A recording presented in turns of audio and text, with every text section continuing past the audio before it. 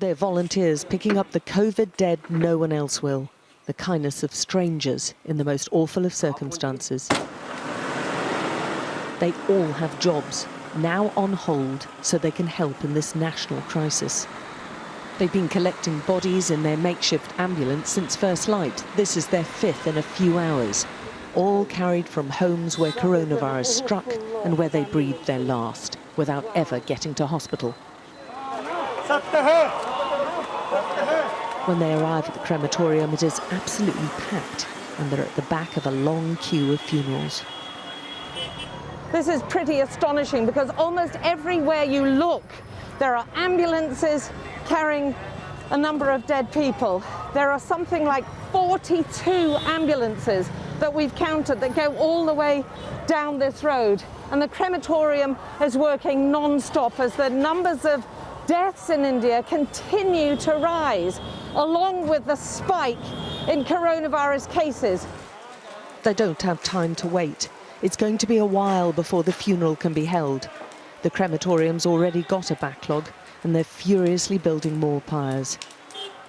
And the volunteers have had a call to pick up another body, and this time it's personal.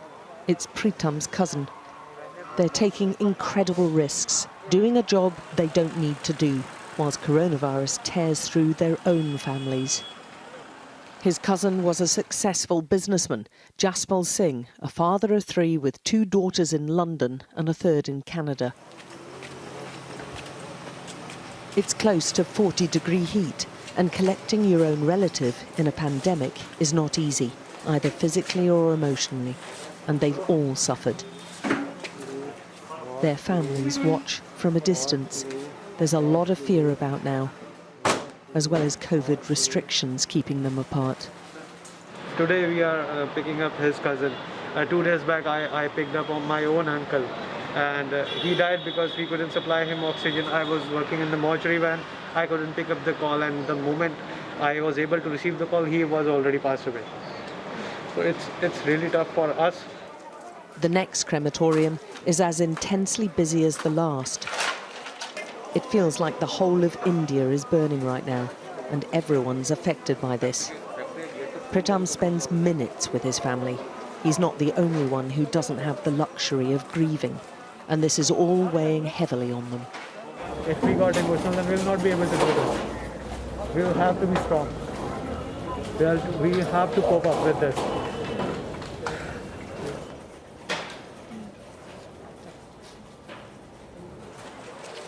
Paramjit is spending his days surrounded by death.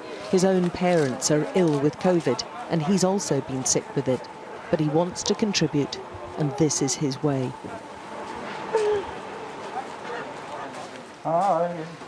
Every home visit, he and the team are entering a dangerous, infected zone again. And there's shock and distress inside. It's another father, another breadwinner, who leaves 2 daughters and a wife. How can somebody who's lost everything put into words what this means, she says. My girls are all alone now.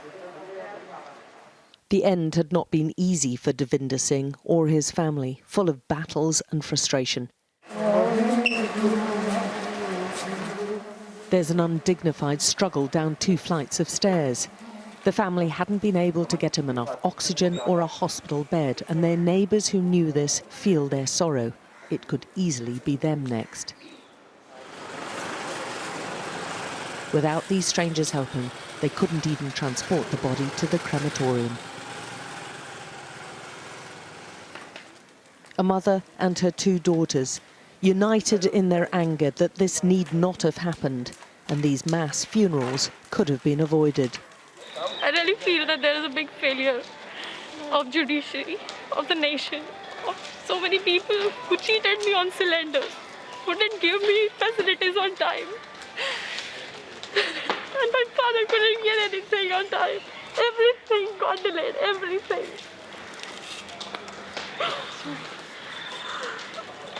Everything got delayed.